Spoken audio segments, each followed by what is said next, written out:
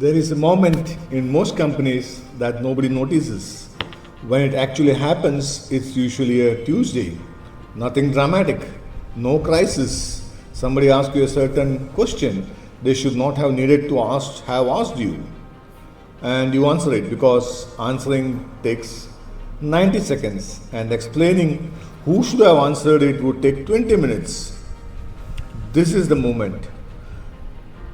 That is the day your company outgrew the way you run it. And most founders do not notice this for almost about 18 months. I have spent 11 years building software and I have worked alongside more than 50 founders. The pattern I see most often is not a bad product. And it's not a bad market. It's a good company being run on an operating model that stopped fitting about a year ago. So in the next 10 minutes, I want to show you 3 things. How to tell whether this has already happened to you. Why is it almost impossible to see from the inside? And what actually changes when you fix it? This is not going to be about working harder. You are already doing that. And it's not working. Growth does not arrive as an event. Nobody sends a message saying the company is now too complex for one person to hold in their head.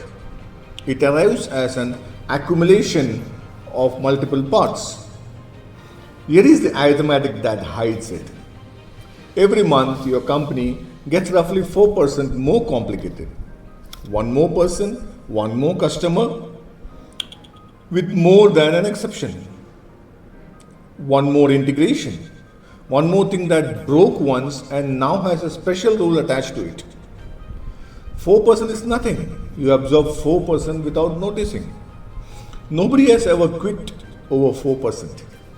But 4% a month is about 60% across a year. And you absorb it in a very specific way. You absorb it by adding yourself. A little more of your evening, one more Sunday morning, one more decision you take personally, because taking it personally is faster than explaining it. So the load never shows up as a problem on a dashboard. It shows up as you, your hours, your weekends, your patience, and because it has arrived slowly, it feels like normal, the new normal. It feels like what running a company is. It's not. It is what running a company without a system is. So here are 5 signals, not feelings, things you can check this afternoon. 1. Your calendar is mostly other people's work. Open last week. Count the hours that were somebody else's work. Somebody else who is being paid for that. And has been brought to you for a decision or a nudge. If it is more than a half, that is signal 1. Now 2. Decisions queue behind you, not urgent ones, ordinary ones. Somebody is sitting on £200 purchase or a supplier reply waiting for a yes that they could have given themselves. Think over it. 3.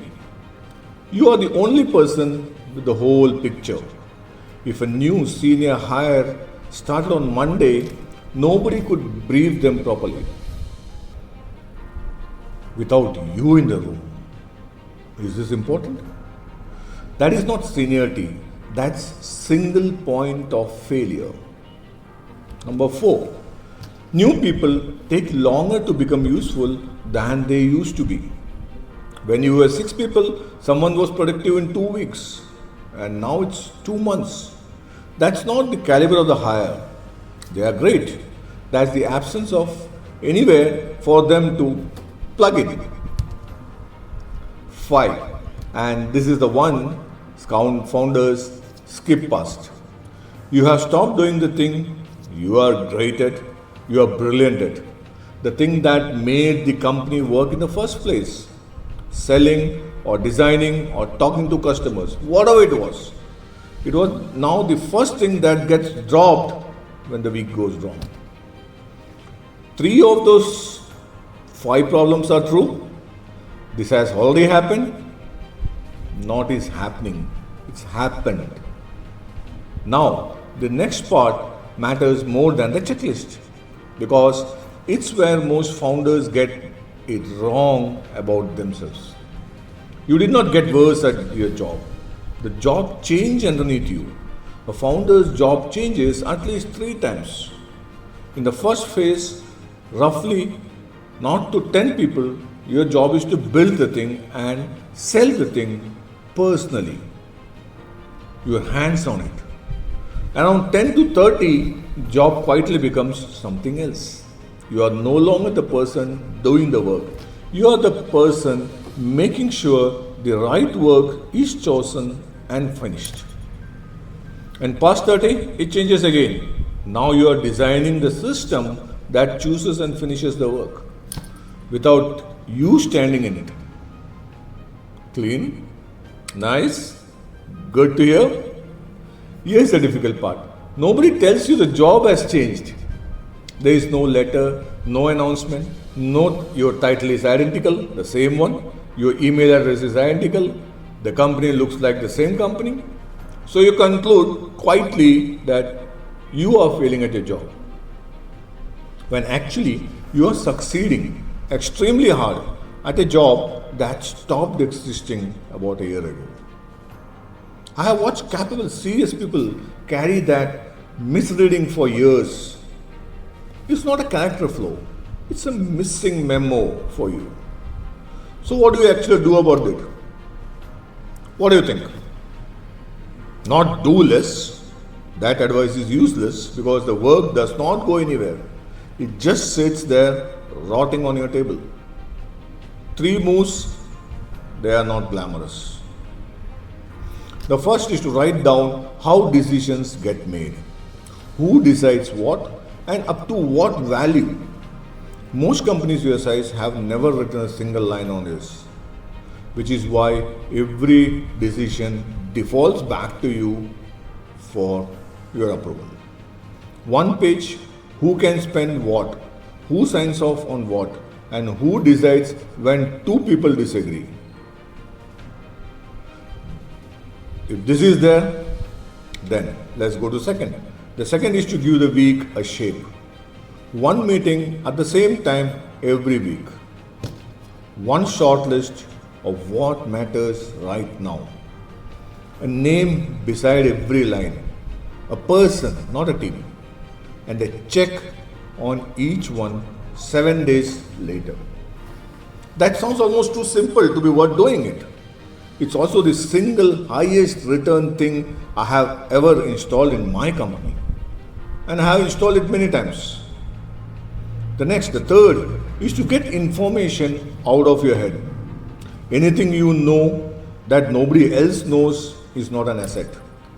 It's a risk sitting inside one's skull. Write it down badly this week rather than beautifully never. I will tell you the part nobody mentions. For 2 or 3 weeks after you do this, things get slightly worse. There is a saying, as you start building your system, the running slows down. There are hiccups in the initial phases. People make calls you would have made differently. You will want to reach back in and take it over. Happened to you? You've given the delegated the authority, they took the wrong calls and you wanted to get in back and take it over from them. That fortnight is the entire price. It's remarkably cheap for what it buys to you. Let them learn. 1 or 2 mistakes, that's fine. There is a saying, if any of your delegated employee or staff does 80% of what you would do, they are the best. Don't expect 100%. You are different. Let me give you 1 test to take away. Take a week off, a real one. No calls, no messages. Then look honestly what happened if the company slowed down You have a normal, healthy business with a busy founder in it. If the company stopped, you are not the founder anymore, you are the operating system, and the operating systems cannot take holidays, they cannot get ill or think about the next year. That's what an operating system is. Because here is the thing I have seen more than any other. Companies do not usually fail at the moment they outgrow the founder. They fail about 2 years later, when everybody involved has quietly got used to the founder being the bottleneck and started calling it the culture. They say, that's the culture of the company. You are not fallen behind. Your company grew, which is the whole point. And the way you run, it has not caught up yet. That's a solvable problem. And it's a much better problem than if any of this sounded like your last 6 months. There is more on this at consultwithkrishna.com. Otherwise, go and write that one page about decisions. It will take you 40 minutes and it will change your next quarter. Take the risk. And that's what founders are built for, taking a risk.